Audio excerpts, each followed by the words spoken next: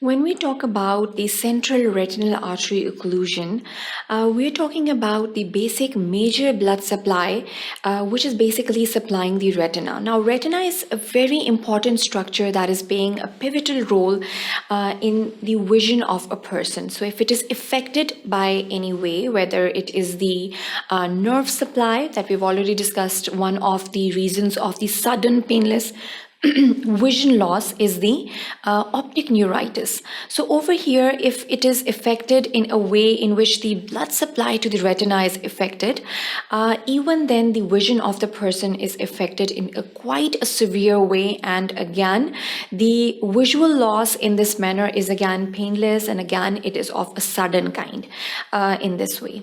So over here, what are the causes or what are the causative factors that are going to contribute towards this central retinal artery occlusion? Occlusion, it can be a partial occlusion or either it can be a complete occlusion in different cases. So it can be a thrombus or it can be an embolus. Then we can have atherosclerosis, one of the major causative factors or the contributing factors over here. And then we can have the giant cell arteritis. So the GCA or the autoimmune diseases are one of the causative factors which can occlude and or which can cause a blockage of the central retinal artery. Again, the presenting complaints would be a sudden painless loss of vision in the patient.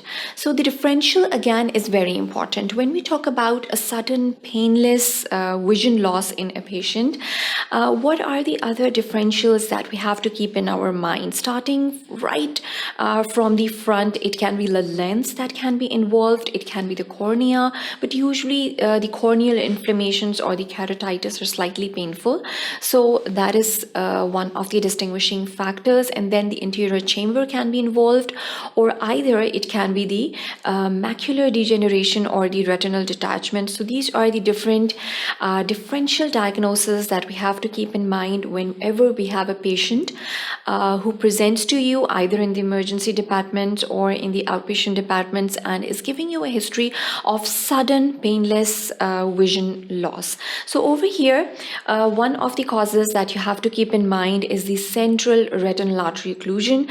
Now, knowing the central retinal artery over here is very important. So the first section is comprehensively dedicated to this fact that the central retinal artery is the major blood supply, which is basically supplying the retina. The anatomy would be discussed over here, and then we'll go about and define this condition of central retinal artery occlusion over here. And knowing the history again is very important. So whenever you have any diseased condition or any pathological condition, knowing what kind of a research work has already been performed on this subject is again very important. So we'll be discussing all of this historical findings over here in this very first section, giving you a preview of this pathological condition and giving you a better understanding of how this basically central retinal artery occlusion develops. So the anatomical basis and giving you a historical basis starting off with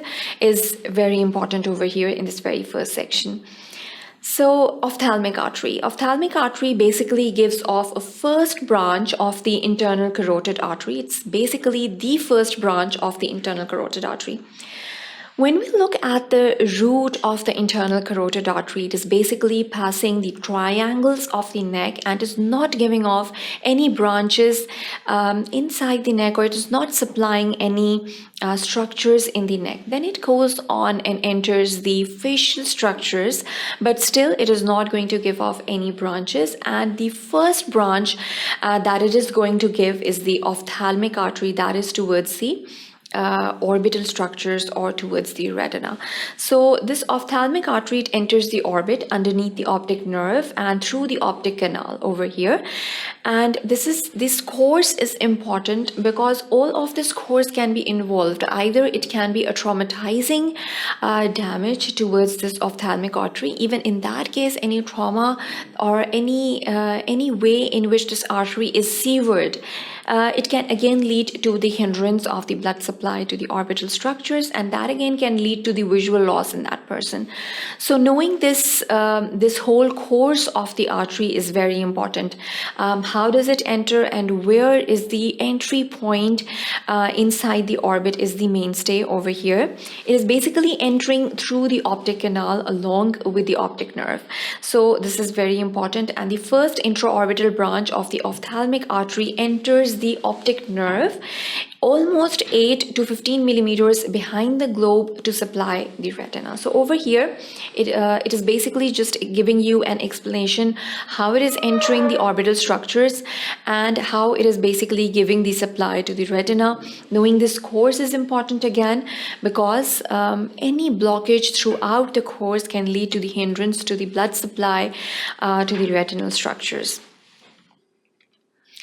So the short posterior ciliary arteries are one of the arteries or one of the branches of the ophthalmic arteries. Once it has entered the orbital cavity, it can give out the short posterior ciliary arteries as well, and then it can give off some of the anatomical variants. So there is this chance of variance in different individuals, and that has to be kept in mind whenever we look at the anatomy of any blood supply or any course of an artery. So over here we discussed basically the course of the ophthalmic artery. How is it basically running across through the triangles of the neck, and then it is finally entering the orbital cavity and giving off branches to the retina and supplying the retina. The anatomical variants that we were talking about, it can basically include the cilioretinal branches from the short posterior ciliary artery. So these are one of the branches that we have to keep in mind over here. One of the anatomical variants that we have to keep in mind over here. Again, there is a diagrammatic representation of the ophthalmic artery and its branches over here. When we look at it, basically, in this diagram, you can just have a look that there is an internal carotid artery, and then it is giving off the ophthalmic artery as a branch. Ophthalmic artery is further giving off, or it is further coursing towards the muscular branches or the posterior ethmoidal arteries and the anterior ethmoidal arteries furthermore.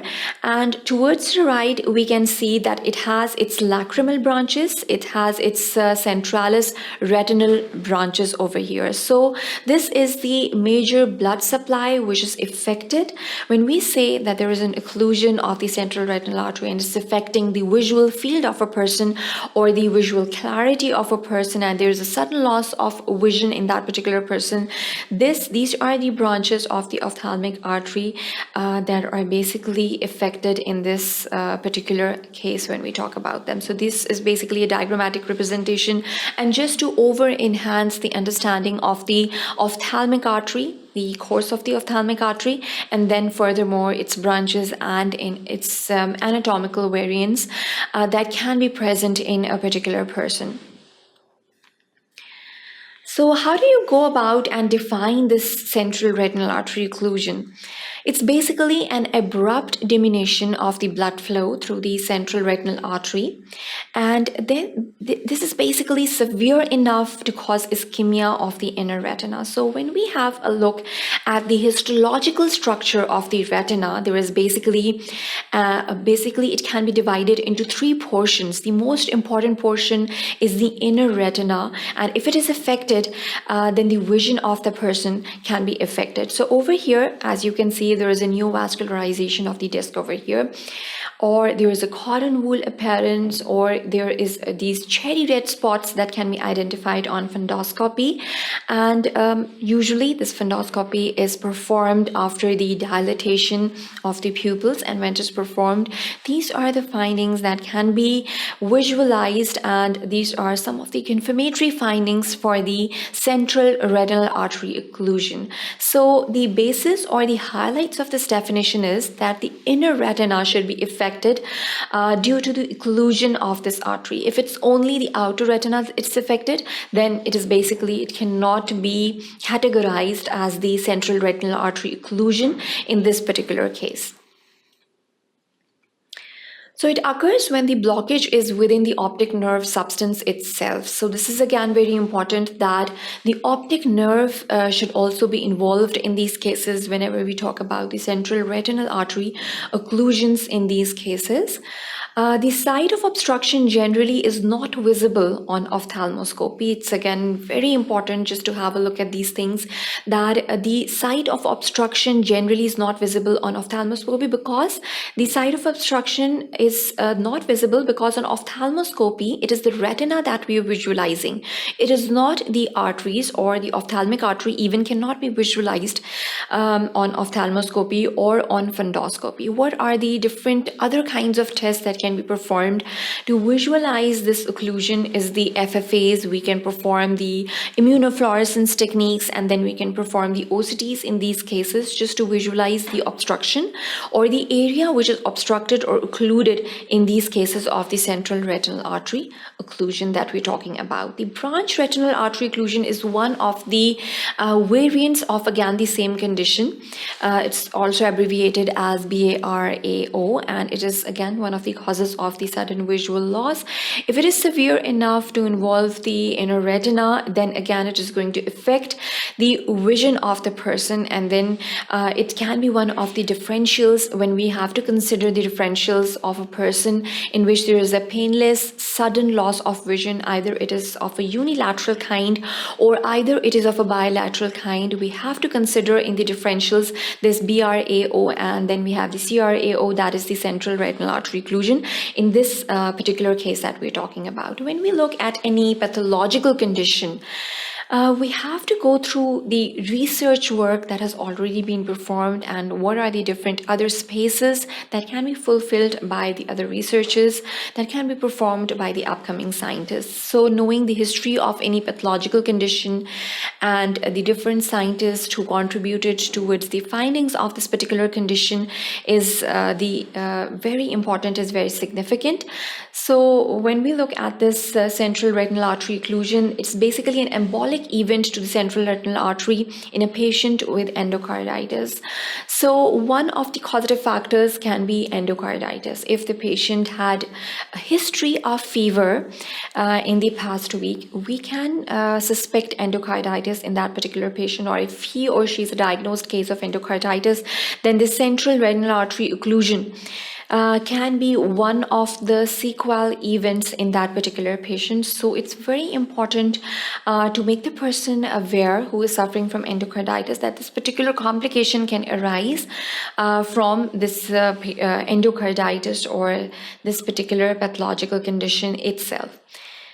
In 1886, Monther suggested that spasmodic contractions can lead to the retinal artery occlusions. Again, this can lead to the ambulus formation or a thrombus dislodging into the retinal artery and again causing a blockage of the retinal artery. If the patient is suffering from atherosclerosis, then again, it can basically dislodge a thrombus and again, it can hinder the blood supply to the orbital structures over here. So this is one of the factors that has to be considered. In 1881, Samsel saw treatment with nitrate inhalation. So it is one of the factors that we have to consider over here. It was one of the treatment modalities that was given off. Nitrate inhalation was given, and nowadays it's basically the carbogen inhalation that is instilled in a person who is basically suffering from the central retinal artery occlusion at any time. So in 1888, Mules was one of the scientists, and he performed AC paracentesis as one of the treatment modality for the central retinal artery occlusion, and basically making the person's visual impairment getting better through this AC paracentesis phenomena was some of the work that was done in around 1888 by one of the scientists, which was basically named Mule. So In this section, basically, we summarize the basic anatomical features of the central retinal artery and how is it basically going to affect the vision of the person if it is blocked or occluded. Either it is a partial occlusion or either it is a complete occlusion that is observed in these cases. So that is the end to the section. Thank you for watching sqadia.com.